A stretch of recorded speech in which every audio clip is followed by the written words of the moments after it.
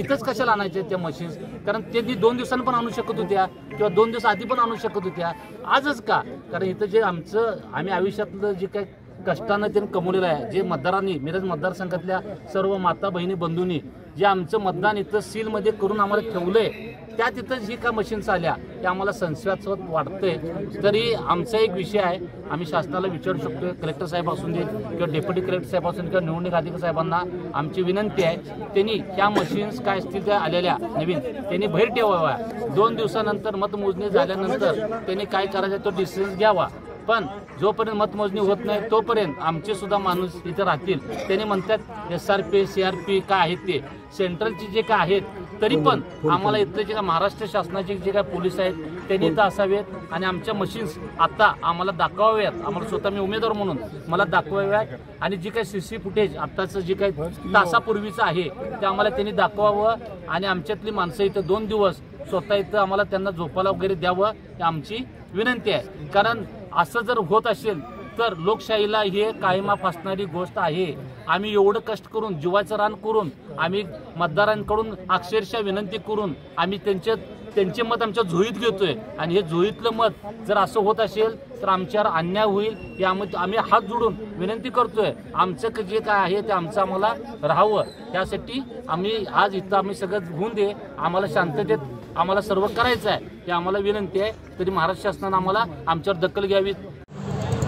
जे EVM machine मिरजेच्या वैरण बाजार येथील शासकीय गोदामामध्ये जमा करण्यात आलं होतं, त्या ठिकाणी आज 21 तारखेला सायंकाळी 7च्या दरम्यान मला काही फोन आले की असं झालं आहे आणि बाहेरच्या ST बसेस या आतमध्ये चालल्यात आणि आतल्या गाड्या बाहेर चालल्यात. त्यानंतर मी येऊन प्रत्यक्ष बघितलं आणि बघितल्यानंतर त्यांचं निवडणूक अधिकाऱ्यांचं म्हणणं असं होतं की ज्या जिल्ह्यातल्या मोकळे राहिलेले EVM आहेत ते साठवण्यासाठी आपण इथं जिल्हाधिकाऱ्यांनी आदेश दिल्यामुळे आपण इथं आणलोय. पण मी त्यांना प्रश्न उपस्थित केला की एखादा हॅकर EVM हॅक होणार का नाही, होत आहे का नाही हे जगाला माहिती आहे, आज सगळ्यांना ज्ञात आहे. EVM एखादा हॅकर समजा त्या एखाद्या बसमधून आत गेला असेल आणि त्या 5-10 मिनिटात लाईट गेली होती म्हणे, त्या लाईट गेलेल्या वेळेमध्ये त्या हॅकरनं जर ते हॅक केला असेल तर ती शक्यता नाकारता येत नाही. म्हणून मी निवडणूक अधिकाऱ्यांना विचारलं आपण इथं जामर बसवला होता का, तर त्यांचं म्हणणं आलं जामर बसवण्यासंदर्भात काय तरतूद नाही.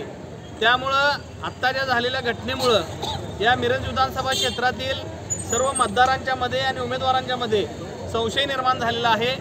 आणि मला असं सांगायचं आहे की जिल्हाधिकाऱ्यांना दुसरे कुठले गोडाऊन नव्हते का, त्यांनी मिरजेतच गोडाऊन मोकळ्या पेट्या ठेवण्यासाठी का पाठवलं, यामागे जिल्हाधिकाऱ्यांचा काय हात आहे का, ह्याची पण चौकशी होणं गरजेचं आहे. आणि मी आत्तासुद्धा सांगितलं की पुढच्या काळामध्ये आजपासून शक्यतो इथलं जामर बसवणं गरजेचं आहे. कारण हॅकर हा किती पण अंतरावर बसून हॅक करू शकतो. त्यामुळं ही पारदर्शीपणानं जी निवडणूक व्हायला पाहिजे तिथं लोकशाहीचा गळा घोटण्याचं काम सुरू असल्याची शंका सगळ्यांच्या मनात निर्माण झालेली आहे. त्यामुळं निवडणूक आयुक्तांनी याची तात्काळ दखल घ्यावी आणि योग्य ती चौकशी करून कारवाई करावी, अन्यथा ही निवडणूक पुन्हा घेण्यात यावी अशा पद्धतीने मी आवाहन करतो. आम्ही पत्रकार आहे. होय.